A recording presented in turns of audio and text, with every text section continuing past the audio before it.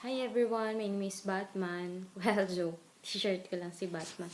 So, my name is Apple Enriquez and eto na naman po ako gumawa ako ng video vlog para sa mga members ko, especially sa front row members ko. Well, kung isa ka man po sa mga network marketers na tulad ko, isa ka mang online, ginagawa mo yung business, offline marketers or online marketers ka man. Well, so yun. Kung nasa marketing industry ka man, so this is for you. Basta relate dito yung business mo. Ang gusto ko lang is makatulong sa iyo and sana magkaroon ka ng, kumbaga, kahit pa paano makatulong to, makuha mo yung first result mo about dito sa business mo. Well, gusto ko lang matulungan ka. So, ito yung kagandahan dito sa network marketing. Kahit ano pa yung business mo, kahit ano pa yung trabaho mo, well, dito, pwede mo siyang gawin after ng work mo. Like me. Katatapos ko lang po sa trabaho and andito ako. May time pa rin ako mag-share para sa inyo at para gawin yung business ko. So, yun. Para po ito sa mga kababayan kong Pilipino na nasa network marketing, network company. So, kung isa ka, kahit asan ka man, kasi network marketing naman talaga is all over the world. Kahit nasa kung anong bansa ka man, well, lahat, basta may mga Pinoy kahit sa amang bansa. So, karamihan sa atin, ito na yung ginagawa eh. So, congrats. I want to congratulate you kung isa ka man sa mga marketers at at sobrang taas ng pangarap mo na makuha yung inaasa mo. So, this is for you guys. Hopefully, makatulong lang. So, yun lang gusto ko. Eto na yung gusto kong i-share. Don't waste your time. Well, guys, napapansin mo ba? Lumipas na yung maraming oras. Lumipas na yung buong maghapon mo. Mga linggo, taon. Minsan, hindi natin napansin 5 years or 10 years na palang lumipas. So, wala pa tayo na-achieve. You know what?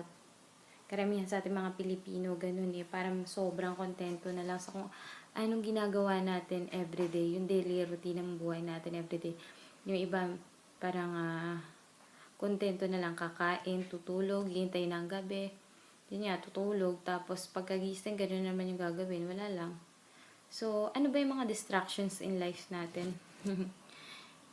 Isa na rito yung Facebook and balita, news, TV nga, and chismis.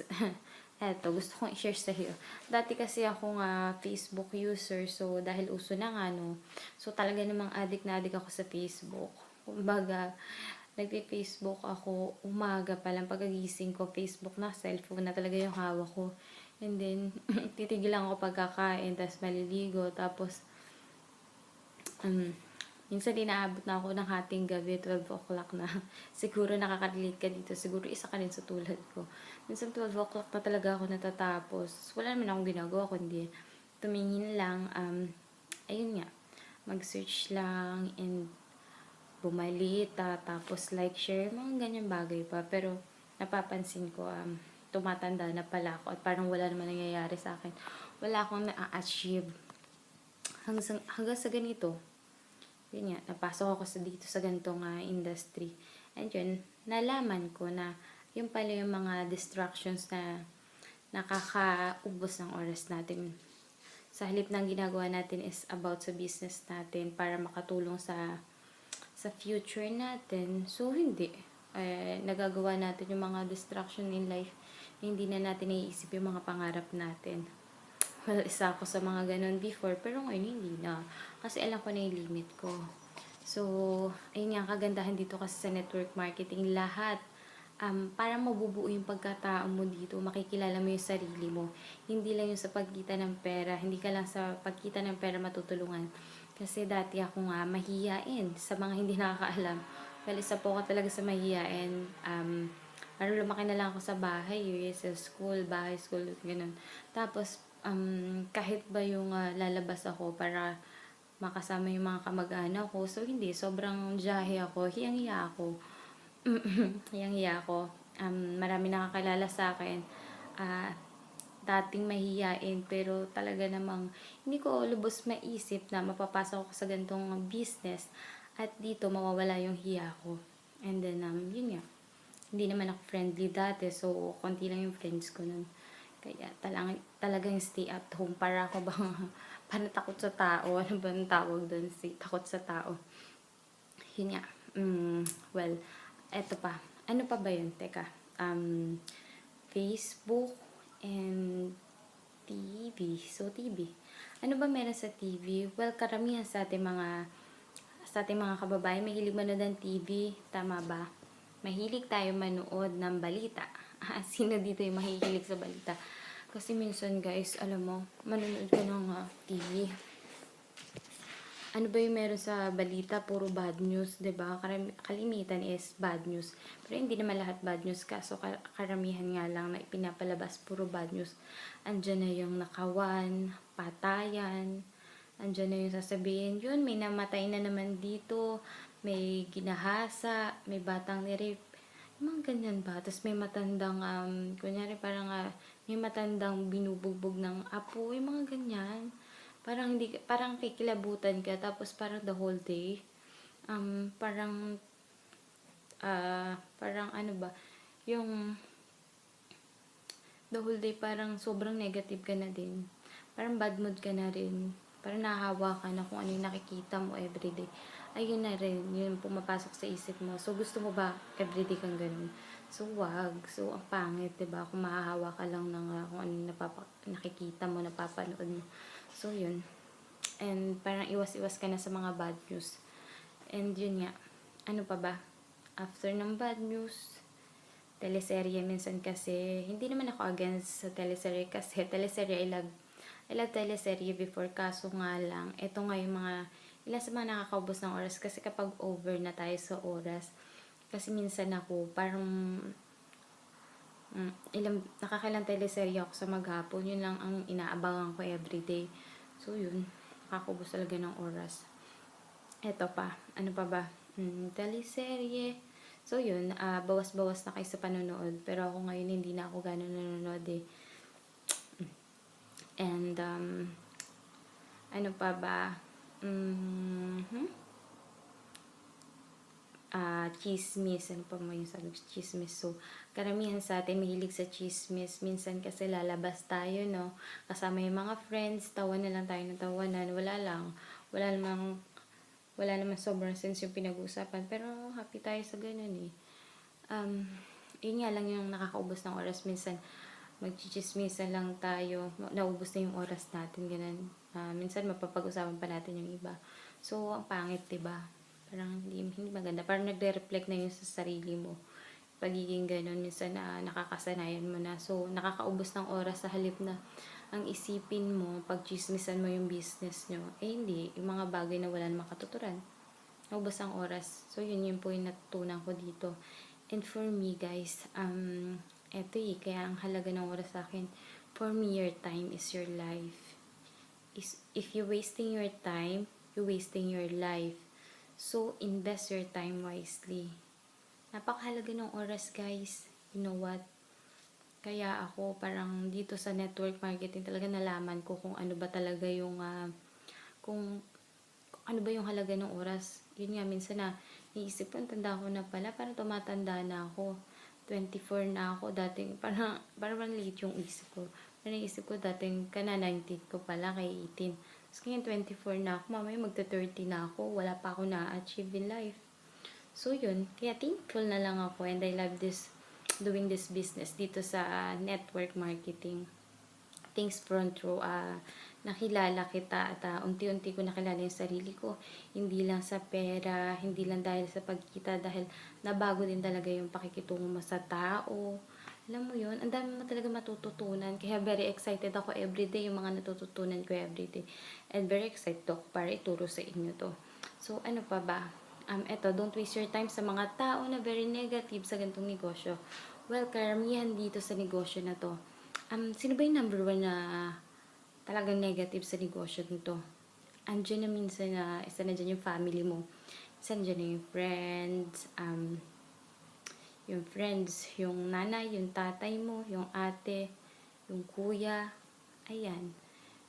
Number 1 pa sila. Kung sino pa yung malalapit sa buhay mo, sila pa yung mga negative. Well guys, kung ganun yung family mo, alam ko nakaka-relate ka. So, kung ganun yung family mo, isang tabi mo muna kasi hindi naman talaga lahat magiging positive sa ganitong negosyo. Isang tabi mo muna sila and then kapag naman naging successful ka na, babalik din sila sa'yo. Yun, kasi ikaw naman pa rin yung gagawa ng sarili mo eh. Ikaw pa rin yung gagawa ng kapalaran mo. Kung magpapahila ka sa kanila, kung makikinig ka sa pagiging negative nila, ay ano pang mangyayari sa buhay mo? Ano pa yung ma-achieve mo? Kung matatakot ka, magpapadala ka sa takot, kung hindi mo gagawin yung business mo, kung sa tingin mo makakatulong tong business na to sa'yo, bakit hindi mo gawin, 'di ba? Tuloy mo yung pangarap mo, and then kapag naging successful ka na, babalik din naman sila sa iyo eh. Babalik din sila sa iyo, and babalik pa rin yung trust and love nila sa iyo, and minsan magiging mataas pa yung tingin nila sa iyo kasi sabihin nila, kasi marami yung nagsasabi, totoo pala ang network marketing. Karamihan nga kasi sobrang negative. So, sino pa ba yung mga negative pagdating sa ganitong negosyo? Andiyan na yung, may nakausap ka na ba na hindi mo pa na-present yung negosyo mo pero sobrang negative na agad siya?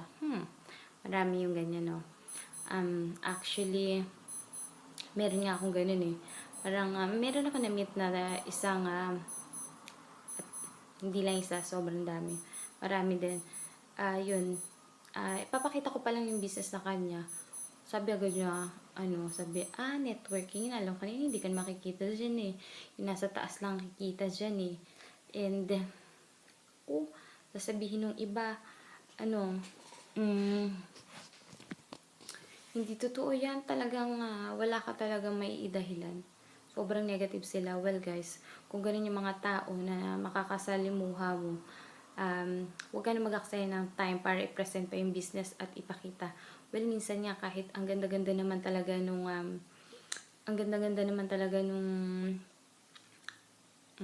ba tawag dun? Ang ganda naman talaga ng intention mo. Gusto mo talaga siya matulungan at gusto mo siyang mabago din yung buhay. Well, etong business na to is talaga maraming negative. Well, huwag ka na magbigay ng 2 or 3 hours para i-present pa yung business mo. So, yun. Kasi yung mga tao na ganun, sila yung mga tao na hindi educate pagdating sa ganitong business. Hindi nila alam yung pagkakaiba ng illegal marketing sa legal marketing. So, yun.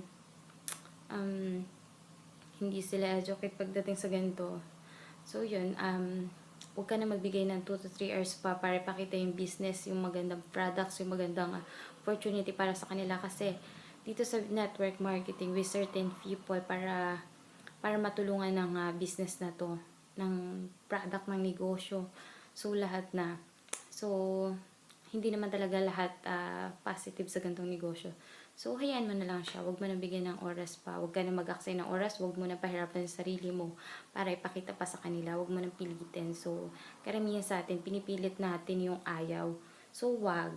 Hayaan mo sila, at marami pa naman tao na handang naghihintay ng magandang opportunity para sa iyo, para sa kanila, para sa family nila.